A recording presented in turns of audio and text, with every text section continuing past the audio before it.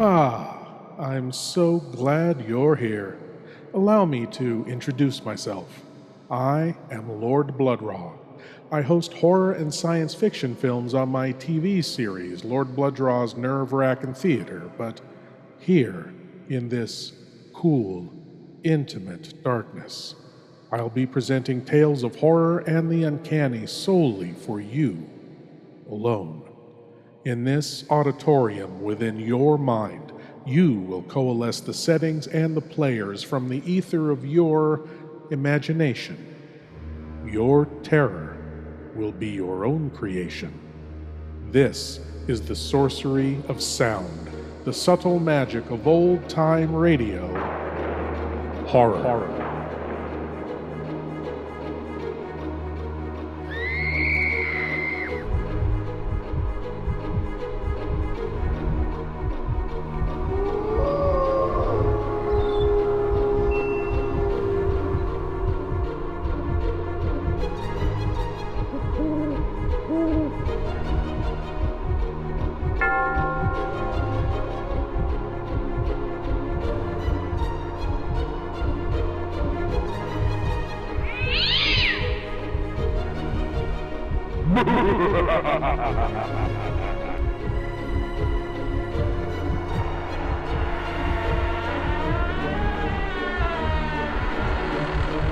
Please leave your eyes at the door. You will not need them. This is Lord Blood-Rah's nerve-wracking Auditorium. In that hazy twilight between sleep and consciousness, dreams and reality can bleed into each other, leaving one unsure of just what is real. And if in that state one has a premonition of their own death, distinguishing reality from dreams can become a terrifying task, as the gentleman in tonight's tale found out. From Quiet Please comes the tale, A Night to Forget. Quiet, please. Quiet, please.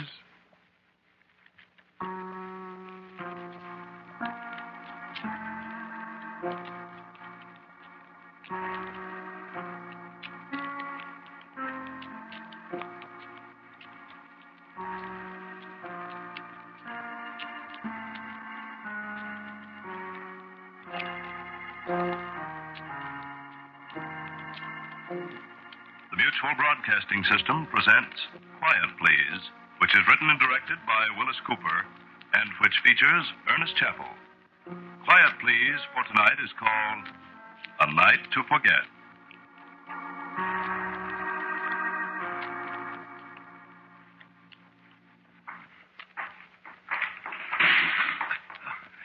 Excuse me. It's dark in here. I can't find the doggone lights.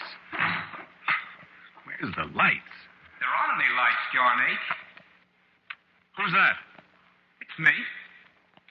What'd you say about the lights? I said there aren't any lights. There's got to be. Not in here, John H. Well, isn't this Studio 15? You kidding? This is the morgue.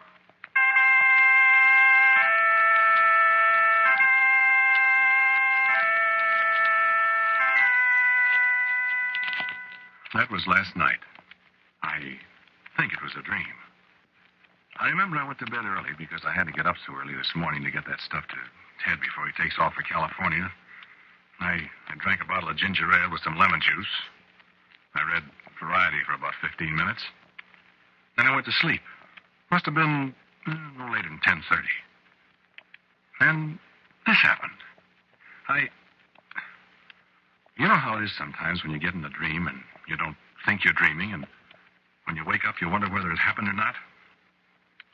Well, I was walking down the hall to Studio 15 for this broadcast, and when I went in, it was all dark. And I stumbled around trying to find the lights, and I hit my shin on something. And then this voice in the dark Talk to me. You kidding? This is the morgue. I'd be darned if I can figure it out. I think it was a dream, all right. But my shin hurts where I barked it. And it's all black and blue.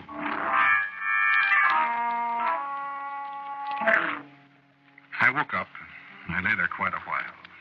You know, half dopey, trying to figure it out. I turned the lights on finally, and I was right there in my room with my shin hurting me. I know I hadn't been out of bed because I was all wound up in the covers. And I couldn't get back to sleep again. You know how it is? You have a nightmare and you're afraid to go back to sleep because you might have another one, a worse one. Well, listen. I was just lying there in my own room with the lights on, looking at the ceiling and trying to think. And it began to get dark. No, the lights didn't go out. I could see the lights, but it was dark. Everything just sort of faded, like in a movie, you know? And pretty soon it was black dark. I tried to get up, but I couldn't. And I just lay there, flat on my back, in the dark and the silence, and I was scared.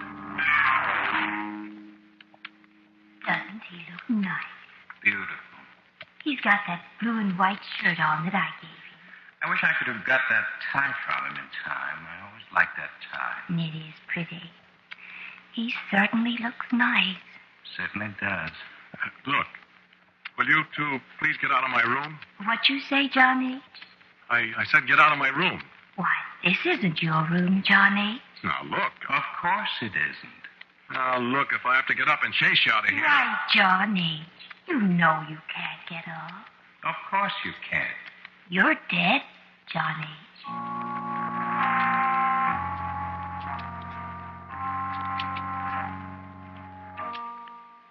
And then it got, well, undark. And pretty soon it was just the same as it was before I fell asleep. If I did fall asleep. Look, I'm a hard-headed guy, even if I do work on supernatural radio shows. You don't want to believe this stuff. You go nutty. Only, well, sometimes I always sleep in pajamas. Both halves. I put on my pajamas when I went to bed last night. Red and white striped textron. Yeah. Well, when I woke up, or when it got undark again, I was wearing a blue and white shirt I never saw in my life. And I was wearing a hand-painted Countess Mara necktie that I never saw before either.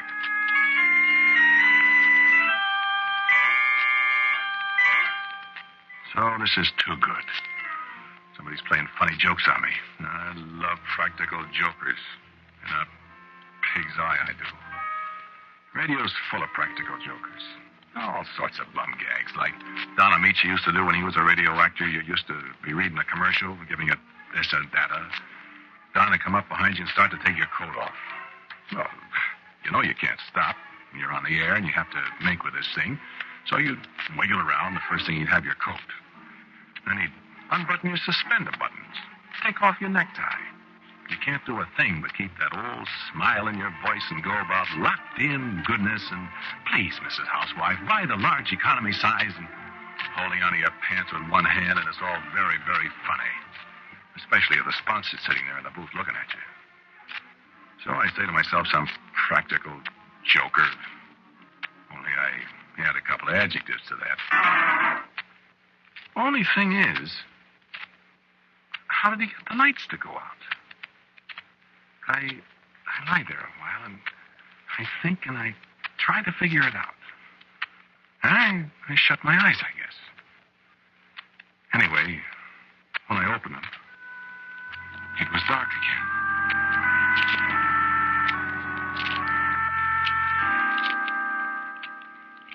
I am walking around in the dark, and the ground is springy underfoot. There's a cool wind blowing. What are those things? Those white things. Why, they look like gravestones. They are gravestones. Will you stand to one side, please, Johnny? Excuse me. I gotta get to work, see? This is an extra special rush job. I gotta get it done right away. Did you say something, Johnny? I was just going to ask you, what is this place? My goodness, John H., this is a cemetery. Cemetery? Certainly. Would you move your foot a little? What am I doing in a cemetery? What do people usually do in a cemetery, John H.?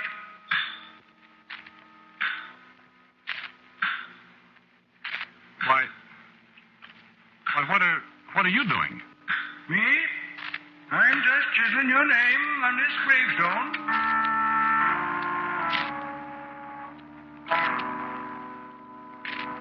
And there it was, laid out in chalk on the gravestone. John H. And I shut my eyes. When I opened them again, I was lying on my bed. Well, you know what people mean when they say their mind reels. Oh, boy, I do. I rubbed my eyes, and I felt like sand on my fingers. It wasn't sand, though. It was marble dust.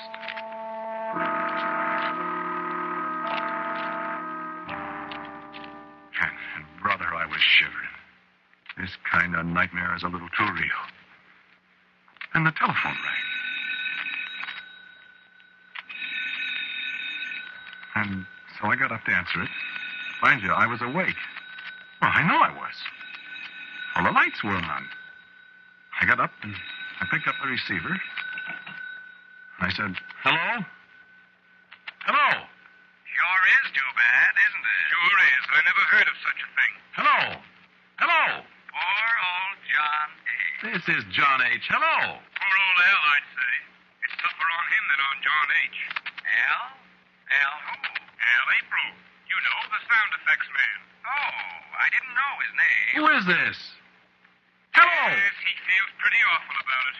Well, I should think he would. Who is- Killing a man. He didn't mean to, you dope. I know it, but just the same, poor old John H. He didn't know it was loaded. I mean, loaded with bullets. Matter of fact, there was just the one bullet. One was enough. Right on the air, too. Yeah. I bet that was the first time a radio audience ever heard a real killing. Yeah. Hello? I want to know who this is. What about its commercials? You know? John H., you mean? Yeah. Well, I'm auditioning for the big one tomorrow. You are? Yeah, they called me this morning. Gee. I wonder if I could get in on that. Well, I don't know. I'm pretty sure they're going to pick me. I think I'll try anyway. Sure you won't mind? No, oh no. Well, I'll see you. Poor old John H. Yeah, too bad, wasn't it? So long. Who is that? Hello? Hello? Hello? Yes, sir? You got me in on a crossed wire or something. Oh, no, sir. Well, when you rang me, I picked up the phone Well, and... I'm sorry, sir, but I didn't ring you. What? Well, I hadn't had a call for you all evening.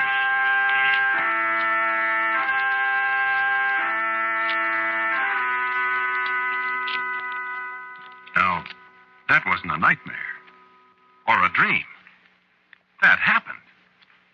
Even if the operator did say she didn't ring me. Whoever it was playing a joke on me, they fixed it with the operator so she'd say that. Didn't they? All right, that's the way I figured it, too. So, this was about 11:30. At 12:30, the manager of the hotel called me on the phone.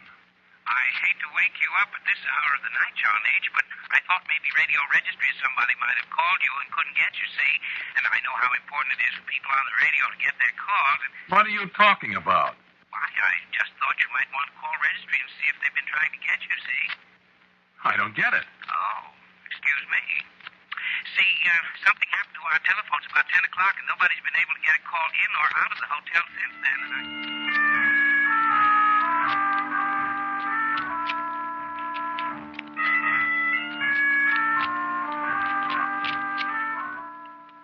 Well, maybe my practical jokers might have got to the manager, too. But this morning when I came downstairs, I found he wasn't kidding. The phones had had been out for 2 hours and a half. Something blew up in the switchboard or something. Now, that's carrying a practical joke an awful long ways, isn't it? Yeah. It's one night I won't forget, believe me. Yeah, but I gotta stop this kind of talk. And this kind of thinking. I will forget it. Heck, it was probably a lot of nightmares. I'm gonna stop drinking ginger ale before I go to bed. Yeah. Well, anyway, I saw Ted and gave him the stuff, and he got away to California okay. I sort of had a hunch that if this was a gag, Ted might have had a hand in it. So I made a few cracks, but he didn't give it a tumble, like he would if he'd had anything to do with it. He can go just so far with a gag, and then he can't keep his face straight. But he didn't fall for any of my hints at all. So, man, I gotta forget it. But just for laughs, when I see that Al April, I'm gonna make him show me that sound effects pistol. Believe me. So then I went and did my commercial. The guy from the agency was there, and he had the renewal of my contract with him, so... Well, anyway, after I signed it and he signed it, I'm not going to hold auditions for my job tomorrow. So, like they say on the radio, here we are at the bottom of the well. This is no dream. This is the hallway that goes down to Studio 15. And there's Miss Rose. Hello, Miss Rose. Through the door. There's the drinking fountain on the left. And the lights are turned down. It's bright. I'm early today. I want to be here early so I can talk to Al April and look at that sound effects gun. I'm not dreaming now. Cut it. Studio 15. In the door. In the control room. Nobody there. Hang up the coat.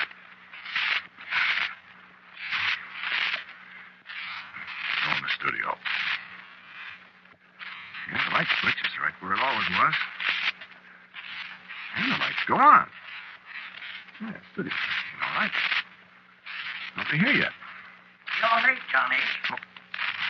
I'm not either. Look at the clock. Oh. Who are you? I'm Mr. Deeth. I got your note and I came right over. Note? What note? The note you wrote me to meet you here tonight. Oh, I didn't write any note. Why, you certainly did. I've got it right here in my briefcase. Yeah, I got it right here. I don't know what you're talking about, mister. Now, just a second. Oh, my goodness, I don't seem to have it after all. But I'm here, so that's all that matters, isn't it? What'd you say your name is? Deeth.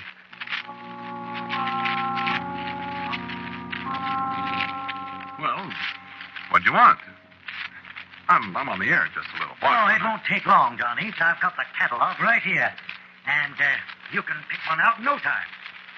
About how high do you want to go? What'd you say your name is again? Deeth. Ah, here's the catalog. How do you spell it? Spell what? Your name. Oh, Death.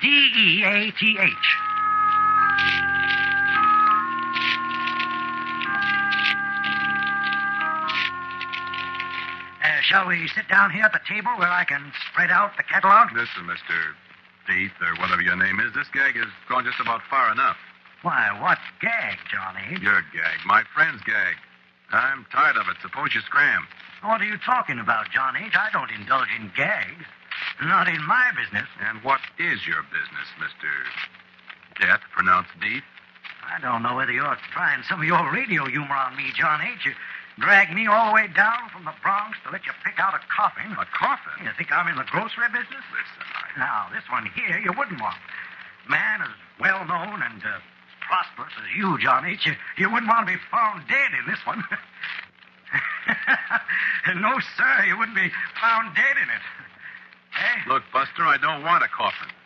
Ah, then why did you sign an order for one and pay a substantial down payment? I didn't. All right. Well, let's get this settled. This model, 23, code name Tired. This will set you back $441, 23 cents. Tax included, of course. I don't want it. Something a little more expensive, perhaps, eh? Ah, here's a dandy. Codename Sleepy.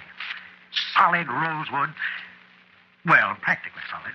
Hand-polished silver alloy handles, nylon lining in your choice of color. I don't want it. Okay.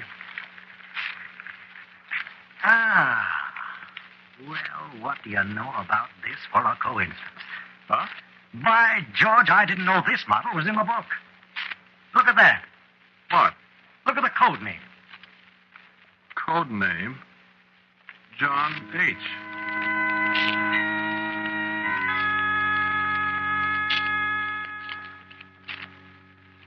Man, is that a job. You know, I haven't seen this model yet. Look how it's streamlined. Plastics, too, the latest thing. Real built-in factory engineered dependability. Finest model we've ever made. And look, it's fireproof. And that coincidence about the code name, the John H. You know what, John H? You'll be the very first user of this latest model. Stand up. What for? My goodness, this is a made-to-measure job, John H. Nothing too good for you famous radio people. Stand right up there. That's it. Now, let me see. Dimension A. My, you have broad shoulders, don't you? Now, let me put this down. There. Listen, mister, please, I'm going to get it absolutely right, John H. I tell you, I can hardly wait to see you in it. Stand still. Listen, this has gone far enough. Just hold the tape measure. Now, let me see. 3 inches above your head. Now, 6 feet 4 inches.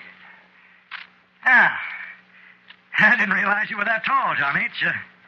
How much do you weigh? Well, let's see. I've lost 17 pounds since I went on the diet. My. You must tell me about that. If we have time. 17 pounds, and that makes it... 191. Oh, my gracious, I can save you a little money then. The oversized models carry a 4% discount, you see. The little ones are harder to make. You're very fortunate, John H. Now, there's a plaque on the lid. See here? Yeah? Now, well, we can engrave that with any lodge emblem or, you know, an odd fellow or a moose or anything like that. You are a big fellow, and I suppose you could say in slang that you're a big moose. Get it? No. The only thing I belong to is the lambs. Lambs. Oh, my, John H., I really don't think we could do that. You see, we carry all the well-known emblems in stock, but the lambs, we'd have to have that engraved, and I'm terribly afraid there won't be time. Huh? Oh, you said it was a rush job, remember? Matter of fact, it's tonight, isn't it? What's tonight? When you're to be killed. If I remember correctly, you said in your note with the order that a sound effects pistol was... Mr. D, did I write that? Well, I couldn't swear to it in court, of course, John H., but somebody wrote it, and your name was signed to it. Well, look. I'll write my name.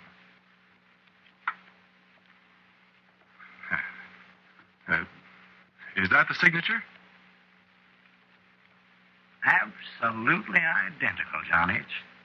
Yes, sir, absolutely identical. I remember the curlicues on the H.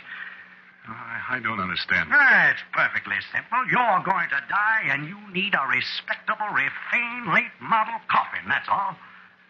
Are you sure I'm going to die? Cheer up, John H. Of course you're going to. You know, I heard that before. Yeah, it's all over town. Tonight. That's what you said. By a shot from a sound effects pistol. I saw it in your own handwriting. How did I know, Mr. D? I'm sure I don't know, Johnny.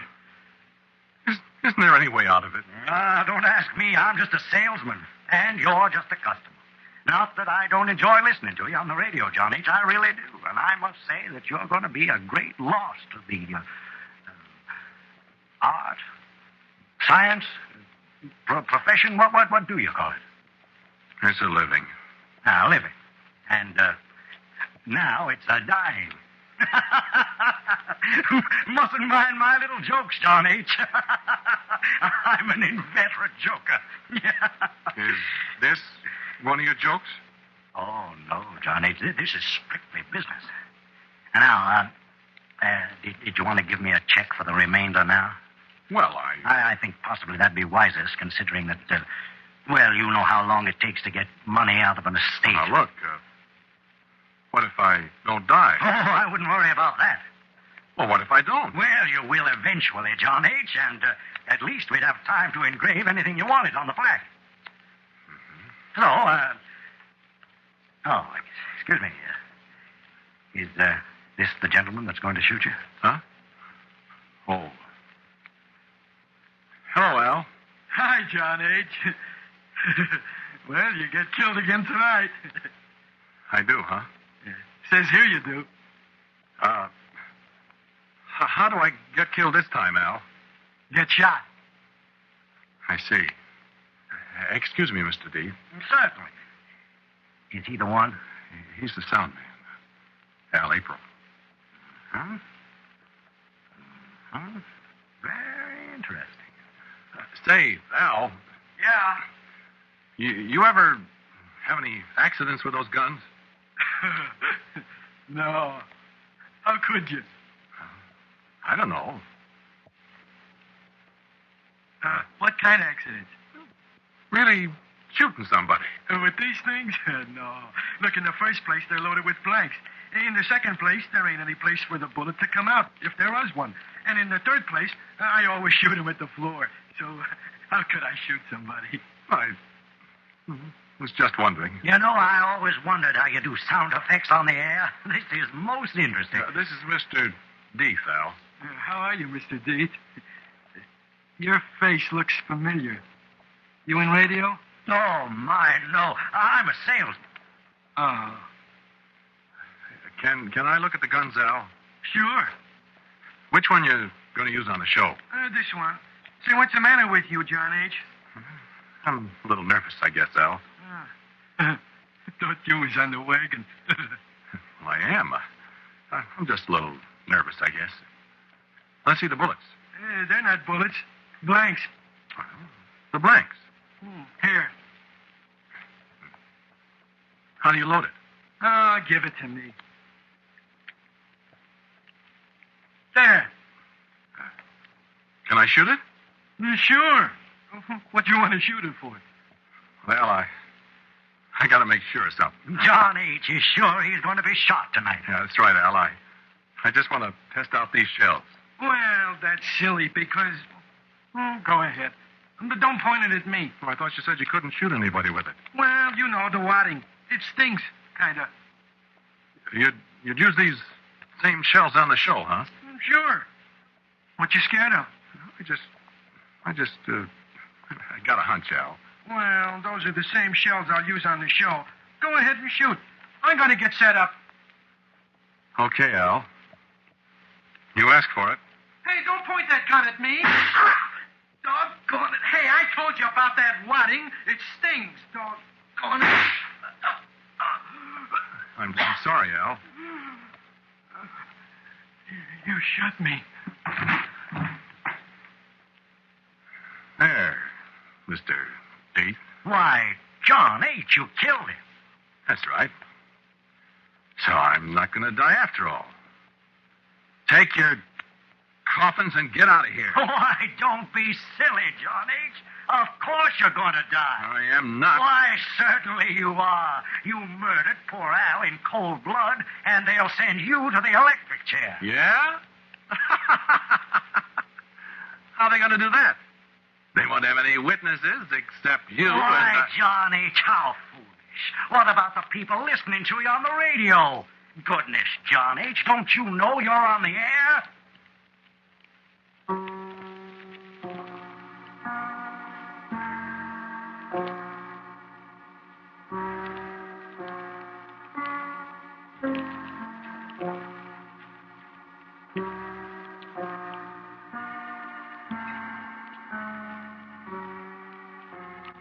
The title of the Quiet Please story you have listened to is A Night to Forget. Willis Cooper writes and directs Quiet Please, and John H., the man who spoke to you, was Ernest Chappell. And James Monks played Mr. Deef. Al April was played by Murray Forbes. And the sound effects on the show were played by Al April. Others in the cast were Jack Tyler, Kermit Murdoch, Lon Clark, and Polly Cole. Original music for Quiet Please, as usual, is played by Albert Berman. Now for a word about next week's Quiet Please, here's our writer-director, Willis Cooper. Tonight's show is the 40th in the series of Quiet Please. Next week, for the 41st, I think I'll call the show after the name of our series. Let's call it Quiet Please. And so, until next week at this same time, and quiet please, I am quietly yours, Ernest Chappell.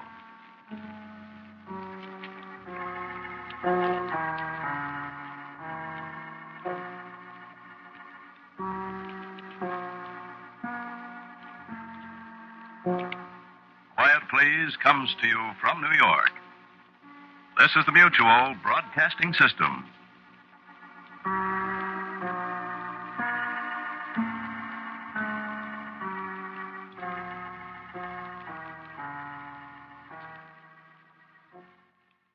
This tale suggests, if not a moral, then a good rule of thumb to live by. If one has a premonition of one's own death, don't get too hung up on the details.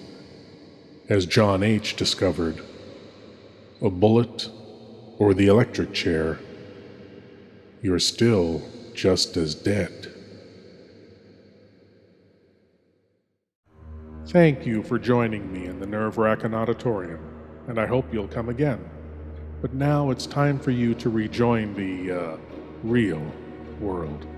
I am Lord Blood-Rah, and I'll be waiting here for you in the shadows of your mind until the next time you seek the darkness. Good night.